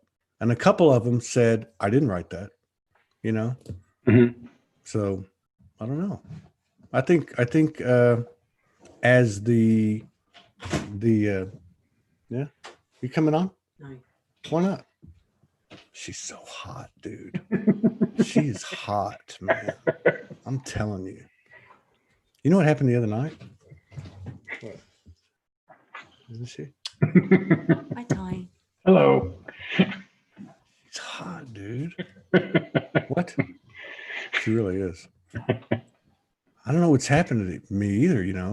Whatever I've done on a personal level, all BS aside, something's happening to my body. Like I'm turning into like a 17-year-old. Oh yeah. You know what I mean? Like crazy. It is. It's insane. This I'll tell you one that happened the other night, right? So I don't know. Like I was going through this whole thing, you know how you think about things, and so like 2 days went by, and we lay down. So when we lay down at night, we put our hands together, Mm-hmm. and then we just see what happens. And so we lay down, and so all of a sudden, I just knew I had to do this. So I got up, I was on my knees, I'm looking at her, she's laying down, and I said, I got to tell you this, I surrender to you totally. And it was like I was saying it to the mother goddess, mother universe. Right. She raised up, you know, like put her arms around me. The next thing I know, there's like 3 or 4 of her, right? Like I'm laying down, she's laying down next to me. I see her sit up, you know, as you would. Mm-hmm. I go to put my hand on her back, and it goes right through. I look back down, she's laying down. I'm like, what the hell's going on here? And then, of course, a lot of other things happened, and it was just like, it was like multidimensional. Yeah. You know, and you know, I think part of what's happening too, whether it be that type of thing or somebody that's interacting with a particular types of energy like dragon energy or galactics, I think what's happening is it's like the 4-minute mile or the airplane being invented. Like, you know, a first wave of people are breaking those energetic doors down, and it's going to become more common. Yeah. I would agree with that. Because like I said, you talk to people one-on-one, Mm-hmm. and you can have these kind of discussions, but you get in a group, it just shuts down. Everybody's crazy. Don't talk about that. Turn TV on. Watch TV. Right. Go to Netflix. Yeah. Crazy times we live in. It's going to be interesting to see what happens. Mm-hmm. It really is. It's going to be really interesting. I mean, you think about what's going on now. We've never lived through anything like this. No. You know, this is just insane. Well, it's like every day is just something new. So it's insane. And people are just going crazy. Yeah, well, that's what that part of it's being shown to us. But how many people, I mean, really, I mean, you know, I don't know. I mean, I don't want to get too, but I mean, like how many people are good people. I mean, really. Yeah, that's the thing. Is like you're seeing 1% of the population on TV. That's what it is. They're showing you what they want to show you, so they want you to react in a certain way. And it's not working anymore. It's not. It doesn't. Yeah, it's just like to see through the bullshit now. Like, they get caught so much. It's like so transparent now with everything. Yeah, it's like the false flag thing. Yeah, like it was like every 3 months there was a bomb. There was the bombing thing, or there was a shooter. Or we found somebody doing something. Dude, they like YouTube just destroyed these people. Yeah, you know? Like the crisis actors and you know. And then it's weird too, because on one hand you have what do they call them? Digital warriors, right? You know, and then you have, you know, things like Alex Jones getting shut down, or David Icke getting censored. Now that dude, he talk about getting out there and putting yourself out there to be called crazy. Like in the 90s. I went to Machu Picchu, and I was told I'm the son of God, and then gets on a television show and tells people about the experience. Right. I mean, that's ballsy, man. Yeah. Yeah. It all comes down to there's a they, and they are telling us what they want us to hear and how they want us to react. But it's so transparent. It's not completely transparent. This is where I think the God element comes in, or the goddess element. I actually think if God is a gender, God's a woman, but is like there's something bigger than us that's bringing the truth home, you know. almost like a cycle, it's coming to an end, and all the bullshit's got to be flushed out. And as a result, only the truth comes out. I remember when I was on the street and, having been, and I don't, always talk about this, but, I mean, I had some challenges with medicating myself, with more than just alcohol. And I put myself in a lot of really bad situations, which I can totally live with now. But I remember in the middle of that, as I'm walking the street, looking for a place to sleep one night, and I heard, "Don't worry, just understand this: everything you've ever done in your life, everyone will know." And immediately, my heart started racing. I thought, "Holy shit! Oh my God, what are my kids going to think? Oh my God, Right. like you have fucking, like you pushed the envelope, you broke the envelope." And then it dawned on me that what I was being told was really that everyone's going to know what everyone's done. Mm-hmm. And then I just started laughing. I thought, oh wow, well that makes it easy. Yeah. And if you think about pure telepathy, just like the out-of-body experience I had in other people, they always say that whatever was talking to them, the lips weren't moving. So it's pure telepathy. Mm-hmm. So in a purely telepathic environment, it is transparency. Right. So it's like transparency is being forced upon us. It's happening one way or the other, period. So let go or be dragged. I like that. Yeah, man. Yeah. So I really appreciate you coming on. It means a lot to me. Yeah, I want to get out there too. I was thinking, how long did it take you to get there from here? You're 12 hours. Oof. Yeah. That's a hike. It is a hike. But I mean, if how did you go? Did you go through Memphis? I went to go see oh yeah, you stopped somebody somewhere. in Atlanta. That was 4 hours. No. I wonder how far is Atlanta from you? That's about right. Yeah. Okay, so 4 hours there, 4 hours to Memphis from there, and then is 4 it that hours far to Memphis? It's 4 Atlanta. hours to Memphis, really? I'm 4 hours from Memphis. So really? I'm 8 hours from Nashville, and yeah, so you're about 12 hours. But I mean, if you did it, did a 2-day trip, then you guys could rest up here. We have room for you, so that'd be cool. But I really appreciate you coming on because and a lot of people out there can relate to this. That it, being estranged from your family, that's a big one. Yeah, that was a big I can imagine. It was a really big one. And there's a part of you, people will say to me, well, doesn't it make you feel good that, this is all happening now? And I'm like, no. I mean, I don't have that in my head. Like, they're going to see now. No, I don't. I really don't. But on the way, it was, I think one of the things that people talk about that come on here, a big topic is detachment. Not being attached to anything, not externalizing or looking in the external for things, whether it be love or blame or whatever. So that was a big one. It was a gift, In fact, I see a lot of people in this community that are dealing with that now.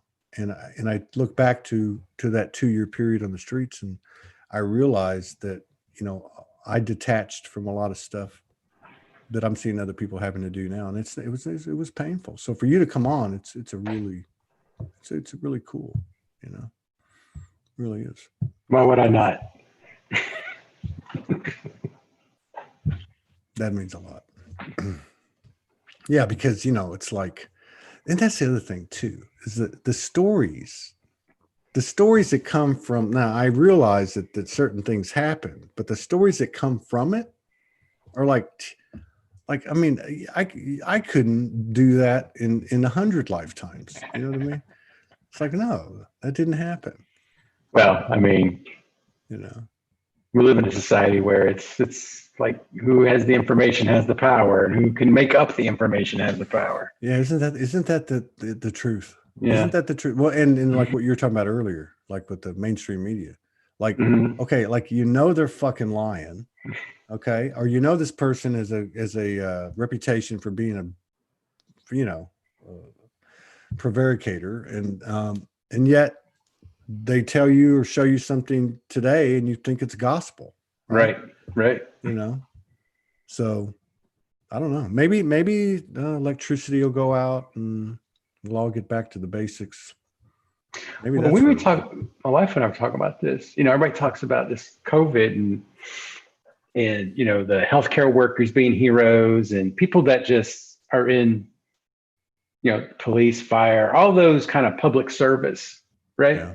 And I said, during this whole thing, I haven't been to the grocery store once and had a problem getting food. I think those are the real heroes. Think about the grocery stores. Like they just stopped working. Yeah. People just stopped showing up to work at a grocery store. Yeah. We'd be in the fucking dark ages right now. Dude, we would be right. Right. Man. Simple as the grocery store. Man, I'm glad you told me that. Now I'm going to go and I'm going to bear gifts when I go to Brahms and get a burger. And that's what I was. You're right. Ooh, you got Brahms there? Dude, you got to come here, man.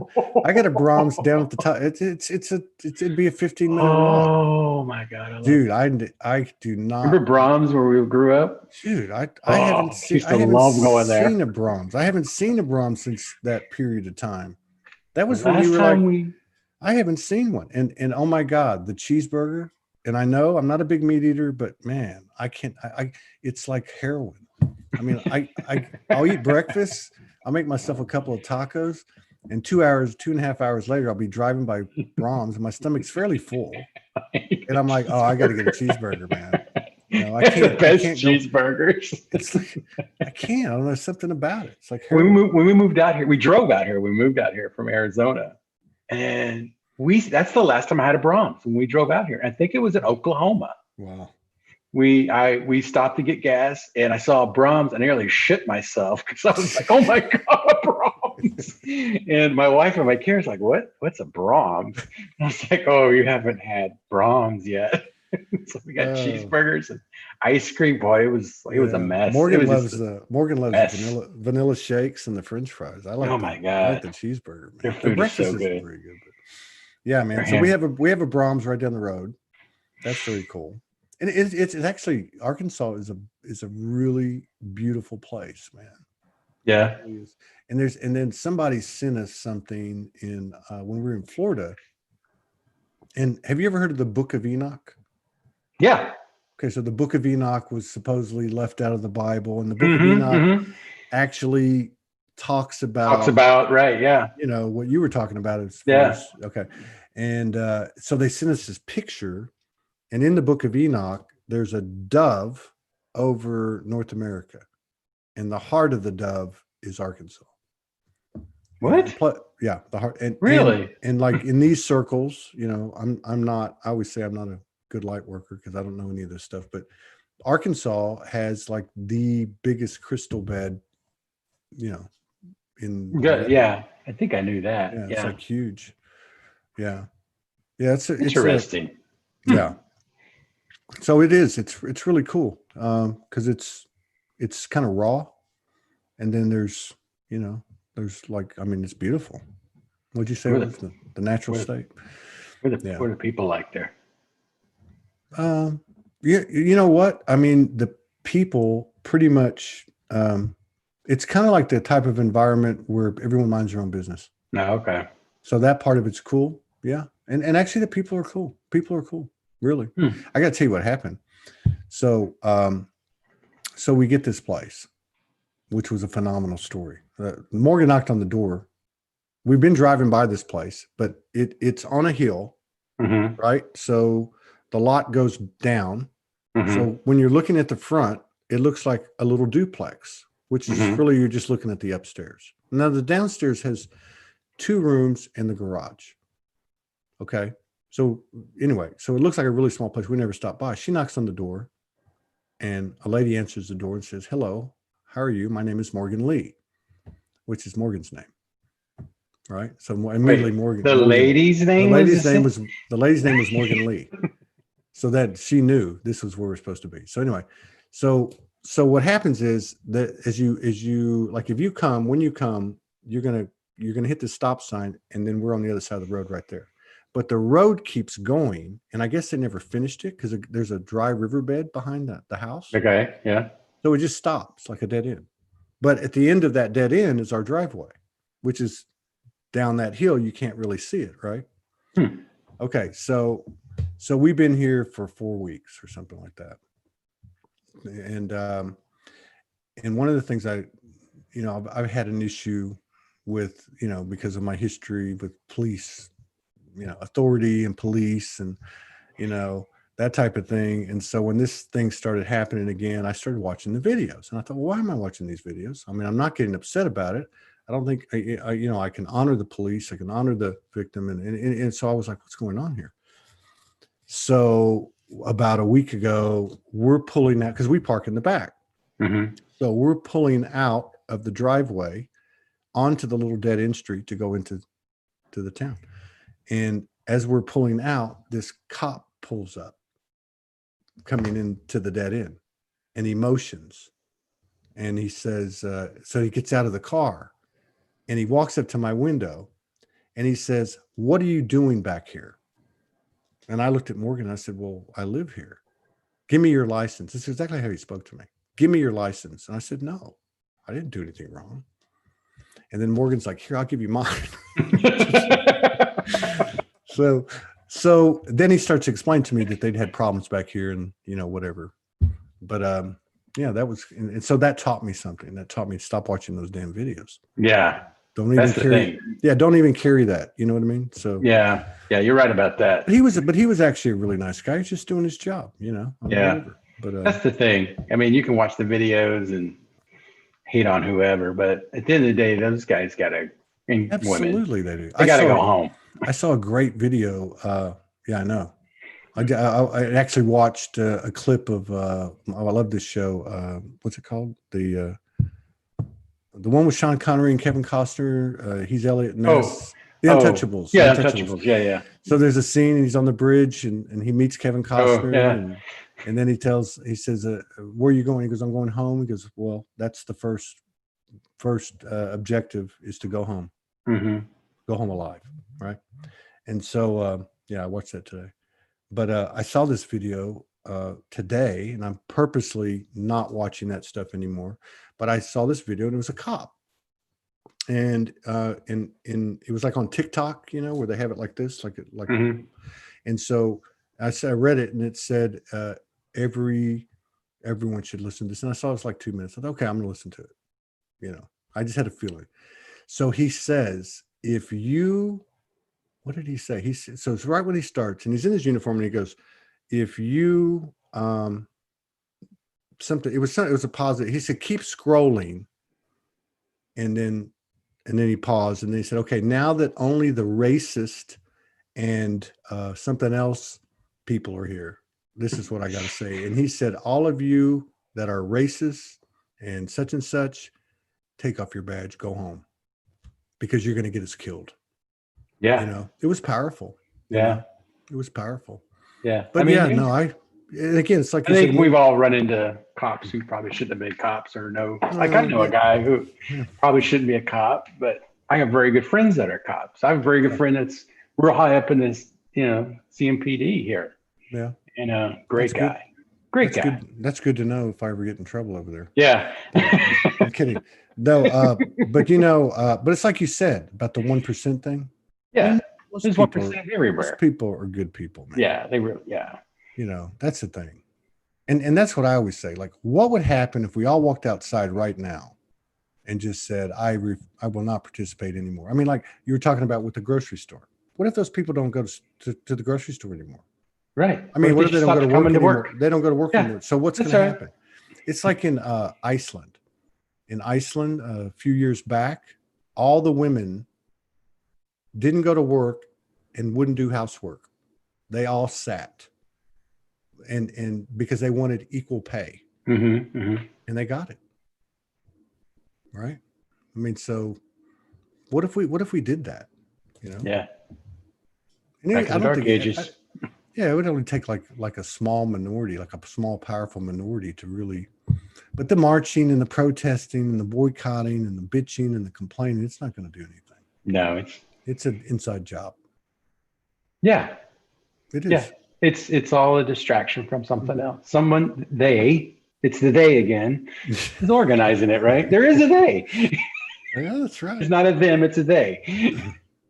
There's What a somebody gift they behind are. all this. And what a gift they are, too. Yes. You can't turn the world without them, evidently. Well, I think I'm going to go up to Brahms. No, I'm not. You suck. I'm too full to get a cheeseburger. I'm gonna go get a Coke because I have a little bit of honey whiskey. I'm gonna have a cocktail and watch Get a some of Vikings. that, Have you seen Vikings? Yeah, I used to watch that. That's a good Dude, one. That's a good one. Dude, it's like. So when you get done watching Vikings, are you watching Vikings on what, Netflix or something? Yeah. Or something? Prime. So watch one called Norseman. It's like is it good? It's like the comedy version parody? of Vikings. Oh, it is?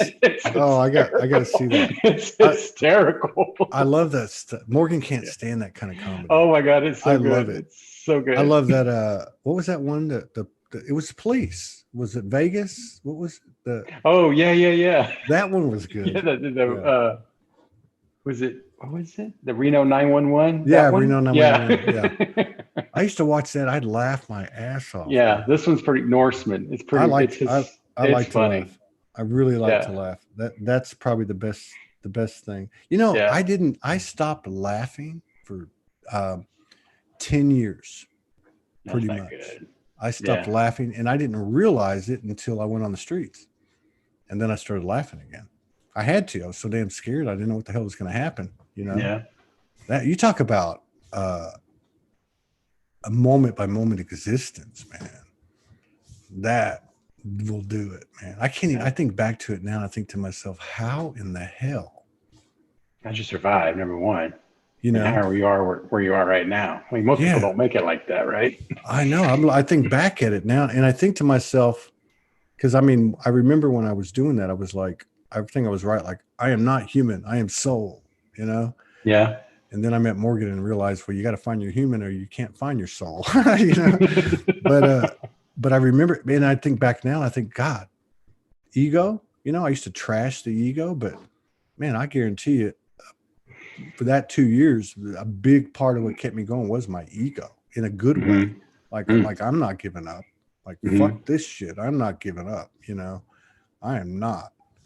And, you know, yeah, it was cool. That's why it means a lot to me that you came on because, you know, I don't have any hard feelings against the family or anything. I love them all, you know, but it's nice. You know, it's really nice that you came on and I look forward to seeing you again. I know I don't keep in touch a lot and we should do that, but you know, it's so cool too. Like when I came over, it's like we never missed a beat. That's right. That's what it's all about, right? It could have been like 10 days, 10 hours, 10 weeks. It was the same thing. It was just like, it was so cool. Yeah, it really was. So yeah, you guys are welcome to come over here. It's a beautiful place. I know where a really cool swimming hole is about 15 miles up the road. I'm just going to hit Brahms. I'm just going to hit the Brahms. There's Brahms there. I know I'm coming now. Yeah. Oh my God. Have you had their chili? I don't know if I've ever had Brahms chili. Dude, they got some chili. It's pretty good. Really? It's pretty good. Yeah. I used to go there after school in high school. We'd go to the Brahms. Oh, I remember that. Man. Just the Brahms. I know, man. I remember the Brahms. And then there was the Sonic right there. Remember all that? There were like 4 restaurants right in a row in that street. Yeah, they were all good. Yeah, that Italian restaurant. The Italian restaurant that'd been there forever and a day. Dude. Grandy's. Yeah. Oh my God. I never forget. And, that Taco, what was that place called? Taco Inn? Was that what the name of it was? Taco Inn. Yeah. They had the taco burger. Oh my God, I love those things. They have I saw a Taco Bueno here in Fort Smith, and they have they have those taco burgers, man. Yeah, we don't have Taco Bueno here. We got Taco Bell. I have a hard time with that stuff. Because when I was on the street, I was like, it was a McDonald's and Taco Bell. Mm-hmm. Yeah. Because for $5 you could you could eat like a king. But I still go back every now and then. Every now and then I'll go to McDonald's and I'll get me a couple of $1 cheeseburgers. Yeah, I can't eat much at McDonald's. I know, but I do it just to kind of remind myself. Yeah. Right? Like to just like, I don't know. Don't do this again. I think it's actually out of appreciation. I don't know. I don't even know why I do it, but I do it. Yeah. No, I don't want to do that again. No. I do not want to do that again. And you know what's crazy is if I go back to, I mean, dude, so I got called to Hawaii. You know, I went to Kauai, and it was still, you know, I mean, I'm still just dog paddling, you know, for survival. Mm-hmm. And so went over there. We had gotten married. She comes over, and dude, it was like, I mean, so she came over December the 7th, I remember. We didn't land in a place till February the 5th. And I'm telling you, those 2 months were brutal. Like we would be one place, literally by, you know, renting 1 day, 2 days at a time in Hawaii, which is like ridiculous. You know? Right. And you know, and it was, I remember one time she just came and she just said, look, I love you. I can't do this. You know, I got to go, you know, but I think about that. That was only what is year is this? That was a year ago. Is that right? Is that right? No, yeah. It was 2 years ago, wasn't it? Well, you were there. See. We got married in 2018. So no, you're right. Yeah, I think you're right. A year ago. Yeah, a year ago. And I'm telling you, and even after that, like when we left in end of July, we left on August the 7th, but we couldn't even pay our rent. You know, I mean, so God, you know, it's like, I don't know why we're talking about this. Anyway, so you come to Arkansas. All right. I really like for you to meet Morgan in person. Yeah, that'd be fun. I got to tell you, I love Jocelyn, man. She's fucking balls, dude. Yeah. She's like, man, if I'm in a bar and I get in a fight and I got to have a chick with me, I want her. Yeah. Because she's going to like bulldoze somebody. You know what I mean? Yeah. Like on principle, this woman will be like, and she's so cool. And she didn't do anything to make me think that. I can just tell by her energy. Yeah. Like, you know, like Morgan's like that. You know, but somebody messed with me, I feel sorry for him. Not because of what I'm going to do, but because of what Morgan would do. Yeah. Yeah. Because I mean, I've never feared anything in my life except for this woman. That's the way it's supposed to be. She absolutely frightens me. Yeah. But I keep coming back for more. Yeah, man. Oh yeah, my friend says he has a Taco Bueno and Katie. No. He's my friend. Man, he's a heck of a guitarist. I have to send you this video that we did. I need to start playing guitar again. This dude's amazing. Yeah, I'm about to. I still have my guitar over here. I still haven't put the strings on, but I'm about to. I'm about to. Sooner or later. More or less a drum at that point. Yeah. All right, brother. All right, man. You take care. Later. Thank you so much. Love you, man. Bye-bye.